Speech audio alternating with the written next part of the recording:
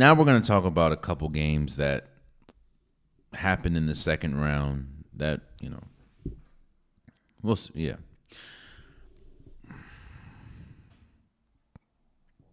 Let me put this into its proper perspective.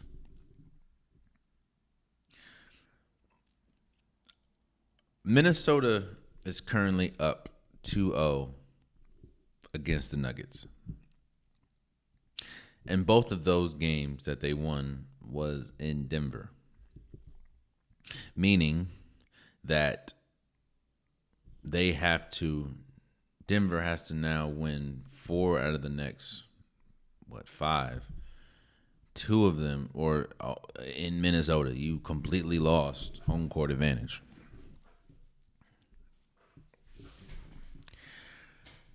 Let me tell you why we're here.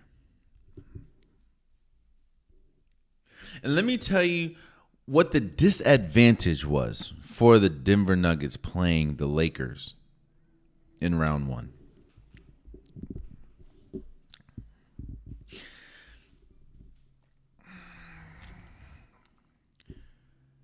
Do you wonder why the Denver Nuggets look so much different playing the Timberwolves compared to playing the Lakers?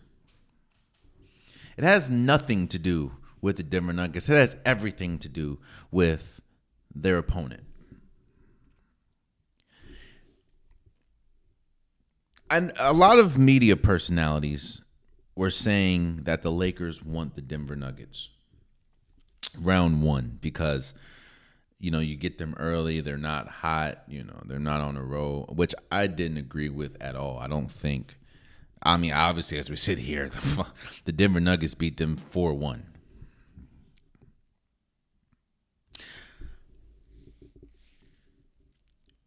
But just like we talk about habits in the regular season, you kind of develop habits series by series in the playoffs.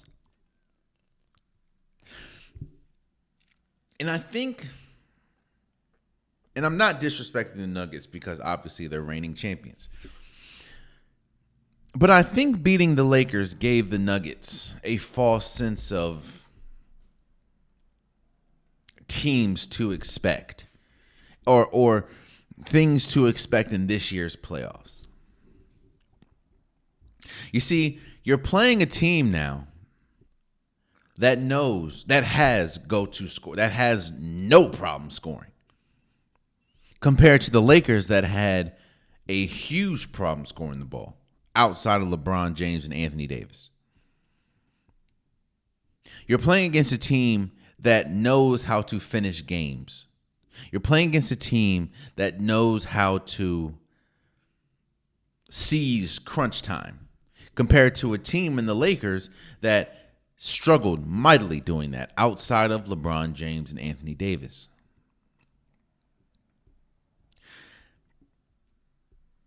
There's no coincidence that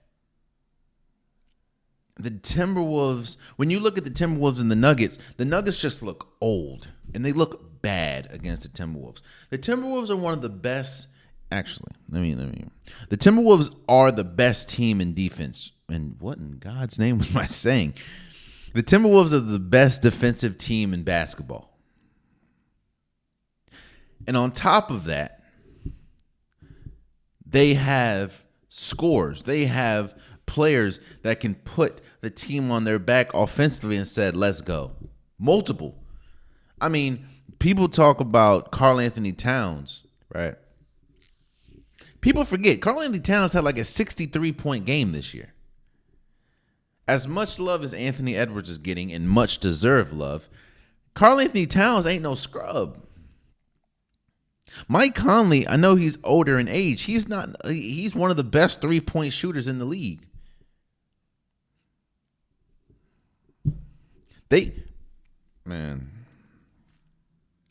Again, I'm not going to disrespect the reigning champs.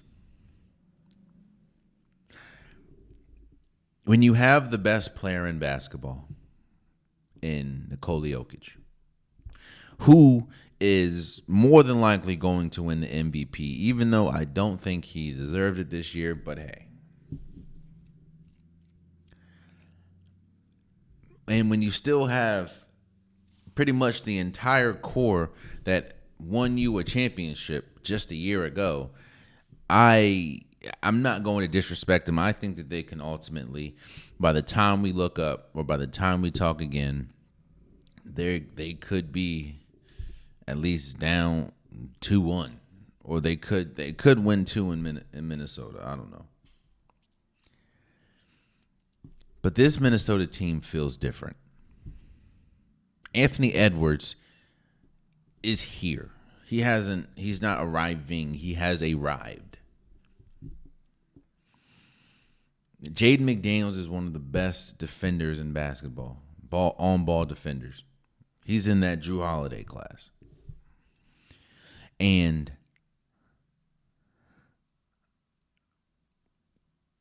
I think that was the biggest, and I'm not disrespecting the Nuggets, but I think that was the biggest disadvantage from playing the Lakers, because the Lakers didn't really prepare you. And this is going to sound like all disrespect to the Lakers, and they've earned this, at least this year. The Lakers haven't prepared you for – the Lakers aren't a good team. I've said that for a while. The Lakers are not a good team. They have LeBron. They have Anthony Davis. Yes, D'Angelo Russell can hit a couple shots sometime. Austin Reeves is cool, but they're not a good team.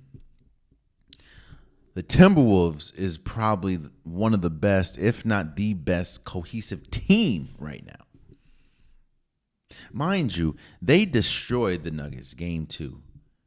And Rudy Gobert, as much as you hate him or not, or like him, hate him, I don't know your feelings, but he is one of the best rim protectors in basketball, if not the best rim protector, outside of Victor Wembanyama. He didn't even play. So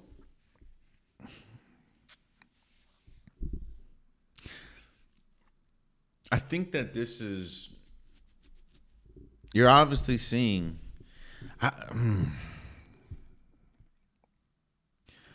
I wouldn't be shocked.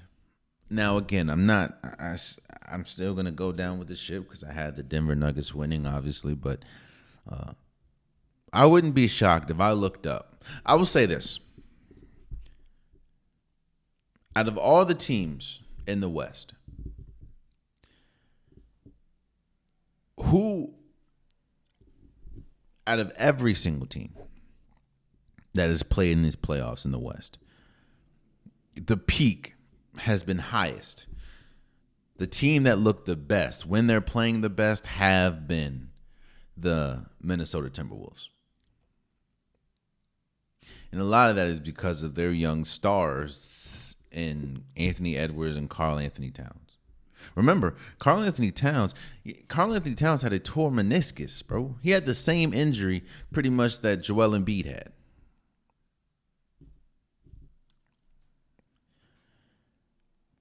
But this Timberwolves team is good.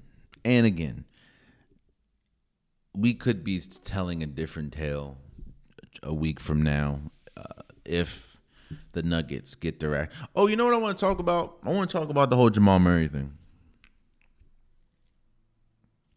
and what I think should happen.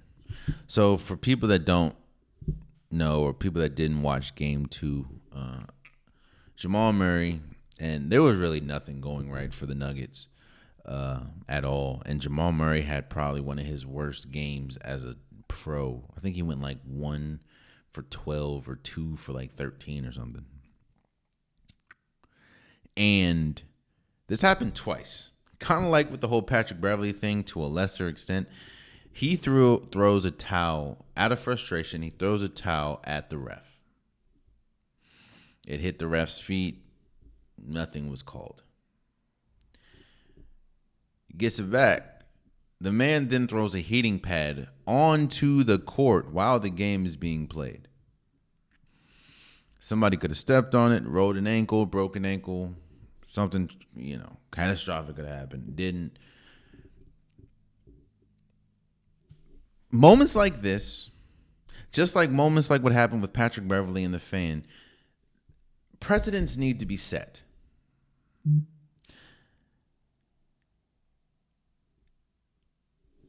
This, you can't. I'm not saying that you have to be, No one was hurt, obviously. And we understand that it was out of frustration.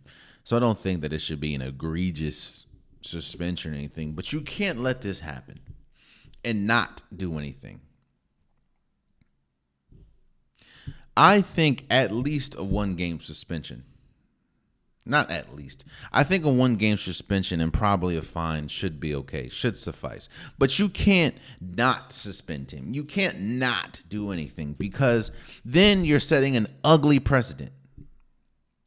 To now, anyone can say, well, I threw it on the court because I was frustrated, but you didn't do anything to Jamal Murray. So why would I get suspended?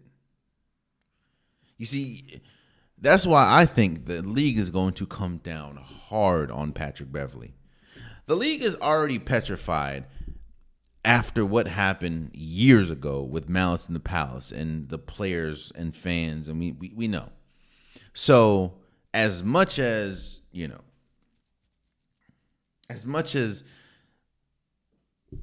venom and the frustration that happened to Malice in the Palace was not what happened with Patrick Beverley and the fan, they are going to come down hard because they do not want player-fan interaction like that.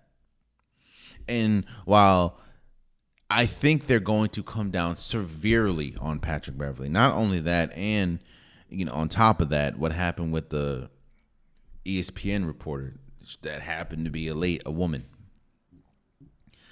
This Jamal Murray thing, they are going to they're going to draw a line and say, yo, this is what we're not accepting.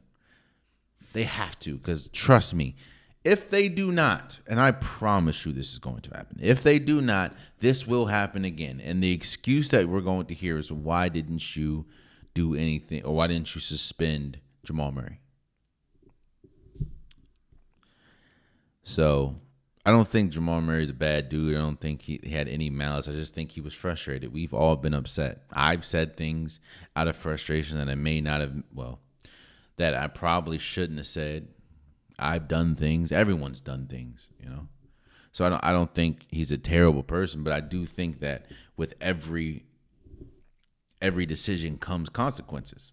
And I do think that a suspension and probably a fine. Because, again, I understand maybe it happened for one time, and he said, yeah, it just slipped out of my hand. This man, he threw a towel, then he threw a heating pad. This don't happen twice. So, yeah. Oh, and last thing I want to say about this series. That is the TimberWolves Nuggets series.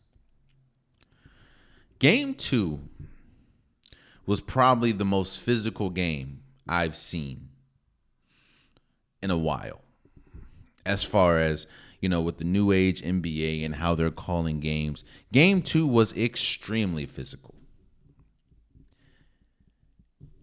That benefits the Timberwolves, which is why you saw such a lopsided win in Game 2. If that is how they're going to call this series, they're going to let them play. They're going to let them be physical. More than likely, the better defensive team wins because you're able to do a lot more.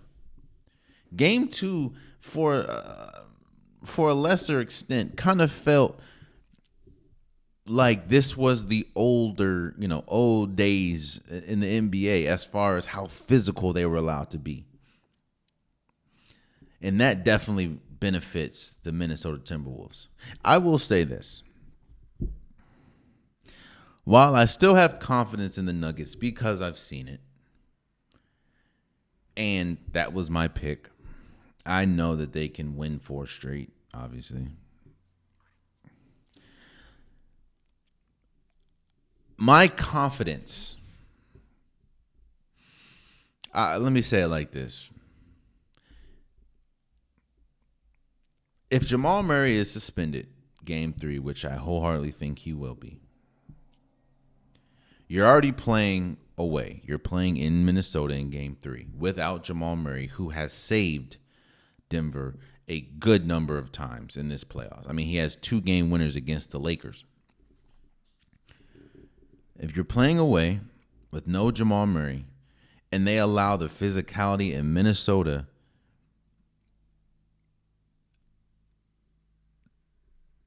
I don't. It's going to be hard for me to look at this series, or I'll be kind of surprised if this series isn't either done in 4 or on the verge of being done in game 4. While again, I'm going to go down with the ship. I do think that Minnesota is not Minnesota. I do think that Denver is in a world of trouble in game 3, especially if, which I wholeheartedly think is going to happen, especially if Jamal Murray is not playing. And they allow the physicality in game 3 match the physicality in game 2. It's going to be tough for Denver. Yeah. Oh, man, you stayed to the end of the video. I appreciate you. If you like what you saw, be sure to hit that subscribe button so you'll never miss any content from your boy. You can also go back and watch past episodes, past clips, and don't forget that the Unpopular Podcast, new episodes drop every Wednesday and Saturday. Appreciate you.